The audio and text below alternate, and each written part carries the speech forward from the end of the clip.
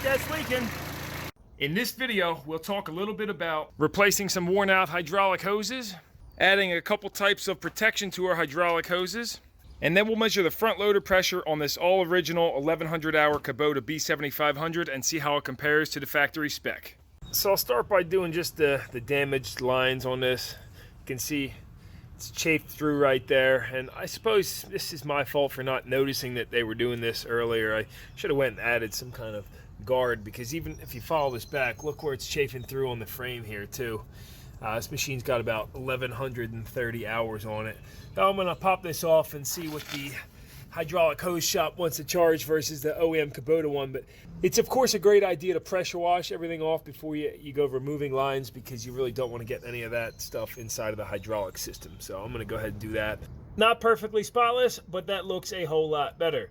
So now I can go ahead and remove that hose. However, before doing that, you got to make sure to relieve all the hydraulic pressure. So put my bucket down, rotate this both ways, up, down, everywhere. Obviously the engine's off. And same thing with your 3-point hitch. Make sure you have no hydraulic pressure in any of the lines or anything like that. Not sure if the pedal matters or not, but definitely relieve the pressure from the front loader. It looks like 22 mil or 24 millimeter. And actually 22 was a little snug, so 7/8 it is. Make sure to drop an oil pan under there too.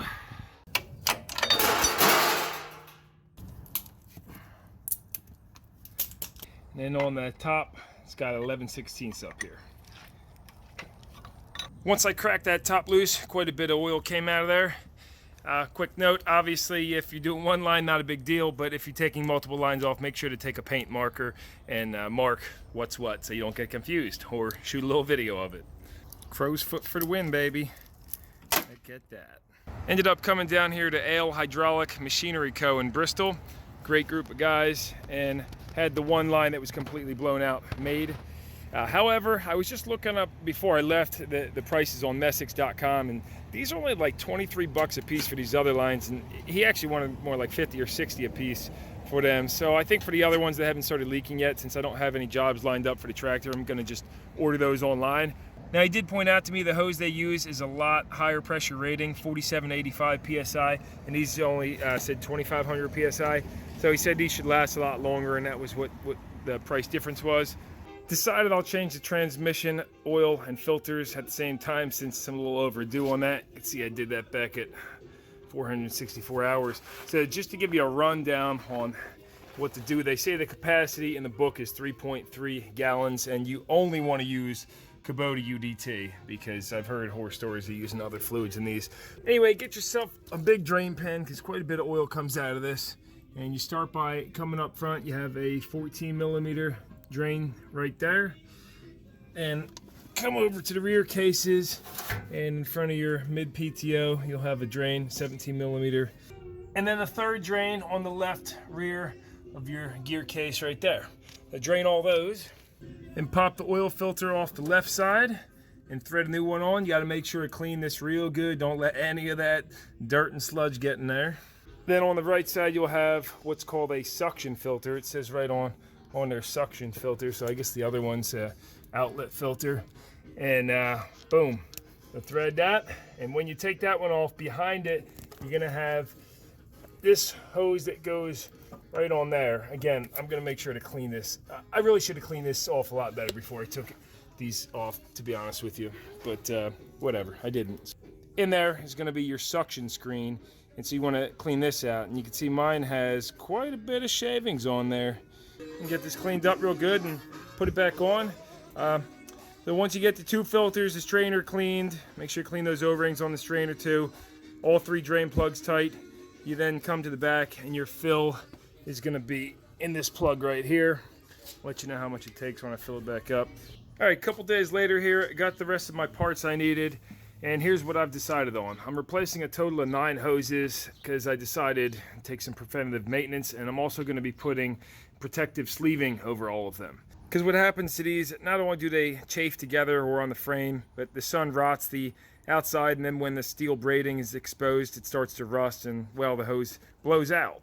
So what I got for the hose that goes under the tractor is this heavy duty 1-inch pond tubing, which I'll try and drop links to everything I'm using here down below.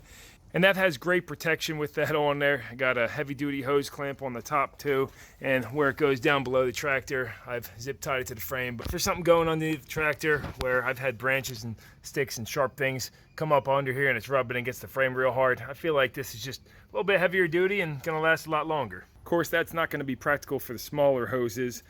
I got myself a roll of 1-inch nylon webbing tubing. You can get this on Amazon too, or probably a hydraulic shop. Got some thicker 3.5-inch for covering all the hoses up once I'm done. Getting a little overkill here, but touching on these Kubota hoses, made by Gates, and it's the Mega 3000 hose rated at 3250 psi, so quite a bit more than what was on there from the factory. It says made in USA on the packaging, but you can see it's engineered in the USA, made in Mexico. So I don't know if that's just the hose, and then these were probably crimped together in the US, but who knows.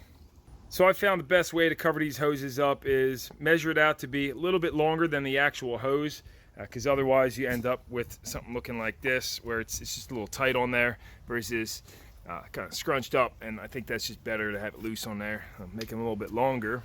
I'm going to go ahead and hit every single hose there is, even the ones I'm not replacing that are still in good shape, to try and keep the sunlight off them. I think that's an excellent upgrade, and it's worth the time in the long run.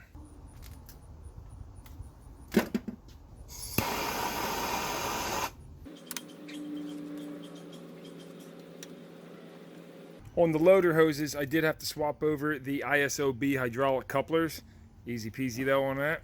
I find it easiest to wire tie these when the hoses are actually on the tractor. Just throw it over the top.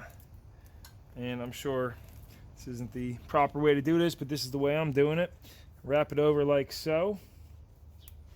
Got a cheap pair of wire tie pliers. I can just pinch those wires off, lock them, and now you can rock this back and forth to get that to clamp around on the hose, and so it's not gonna slide off or anything. But get that. Oh damn! I just snagged myself good on that. Busy trying to look at the camera too. Anyway, once you get that nice and tight, yeah, go ahead and pull your pliers and tighten those down. Then I usually cut it off to about, I don't know, maybe 3/4 inch sticking out or something like that, and fold it over. And I think that'll do the trick. A lot of time companies will use this sleeving from the factory, but usually when the hoses are chafing up against steel surfaces. However, I think it's just nice to use, period, because it keeps the sunlight off your hoses, and it will also protect you if a hose blows out. It should help it from shooting you in the face, if God forbid you're in the way. You can see they use these little stainless steel clamps on them too, a little bit cleaner, a little nicer. And like on the back here, they stopped the nylon sleeving at the top. I don't know why they wouldn't have just run it all the way down. I guess just to save money, but you got this hose clamp that can chafe into it, and the sun's gonna rot it out. No protection at all on the front up here, and well, look at that, starting to dry rot too. So I'll probably go ahead and add it if I'm keeping this tractor. I'm not sure if I am yet though. This is the John Deere 2305. And there we go. Doesn't that look so much nicer with all the added protection? Even up here, I went above and beyond and added a big 3-inch sleeve over top of these where they hit the frame there, just because it's... If you've seen any of my videos at all, you know I like to overkill things, and I'm the guy that'll tear down a house to paint the walls. Now, a couple of notes I kind of thought of as I was doing this. On this safety wire, you end up with these really sharp ends, so I actually got cut twice when I was doing this. Good idea to wear gloves, but if you don't want to have these sharp ends, you can take some heat shrink tubing like this, put it over it, and shrink that, or I'm sure they even make little caps for them. I'm not sure. Comment down below if you do know they have something like that for the safety wire. And as far as some other options, instead of using this nylon sleeving, you could really use a garden hose and slit it down the middle if you wanted to do this a little bit cheaper. Or even something like this old fire hose I just found in the dumpster. This had a big hole in it, but definitely going to save it since this is some real heavy duty lined nylon, and will make an excellent protector sheath for future projects.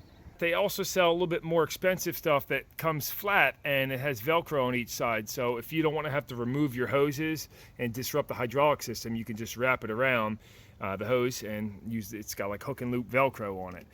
A great option too if you have a really long hose, you're doing like 60-foot hose or something on a, I don't know, a trash truck or whatever. It's going to be hard to sleeve this over 60 feet of hydraulic hose.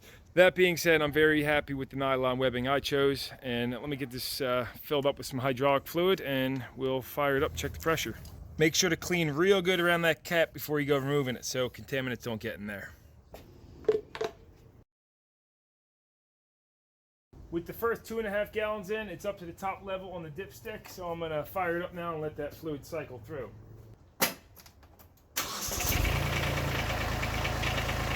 As soon as you fire it up, good idea to run over all your connections and make sure nothing's seeping, you didn't leave anything loose. And after running for about 45 seconds, I'm gonna shut it down and recheck the level. It's now at the lower level, so I'm gonna let this run for another minute or two and then cycle the hydraulics in the front.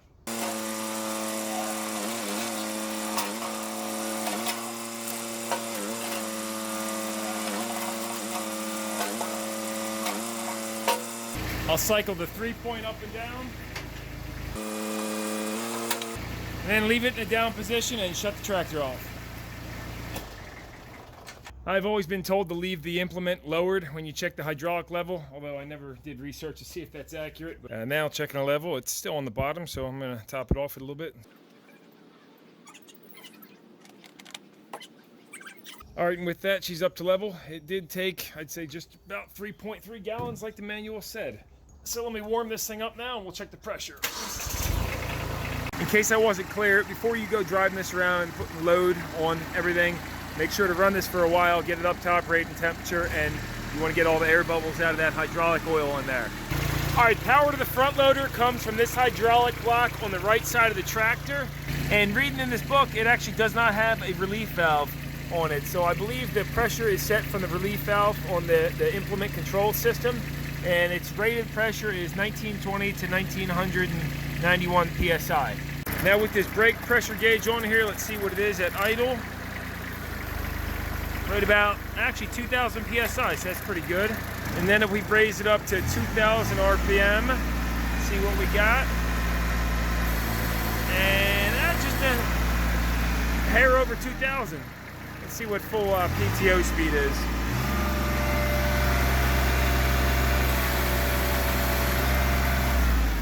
Yeah, so that looked like about 2100 psi, and seeing that, I don't think I'm gonna even mess with the pressure. I bought this tractor at around 200 hours, and to the best of my knowledge, nobody ever messed with it. But if it was lower, you can swap out the shims in the relief valve. And again, I could be wrong, but I'm pretty sure the implement control system relief valve controls the pressure that goes to the front loader too. So it looks like I'm not gonna have to mess with that though. I think 2100 is pretty healthy. A lot of guys like to bump the pressure up so you can have more power, lift more weight, but that can be very dangerous, especially if it's not an experienced front loader operator, and it also puts a lot more strain on the hydraulic pump and related systems. So I'm gonna definitely leave mine alone, and I'm happy with that. Nice thing about replacing all these is I'm gonna keep the good ones for spares to have in case of an emergency down the line. Alrighty, well that's going to wrap this video up. Hopefully you learned something out of it and maybe gave you some motivation to go cover your hoses up and keep the sunlight off them. Like always, make sure to drop me a thumbs up, comment below, or subscribe because that helps me out. And of course, make sure to check down in the description for any edits or updates that I might have to add in case I gave you some wrong information in this video, because I always go back and do that if somebody calls me out. I'll also drop those links in for everything I used in the video. And until next time, this is Chris Brown here at No Nonsense Know How. See you next time.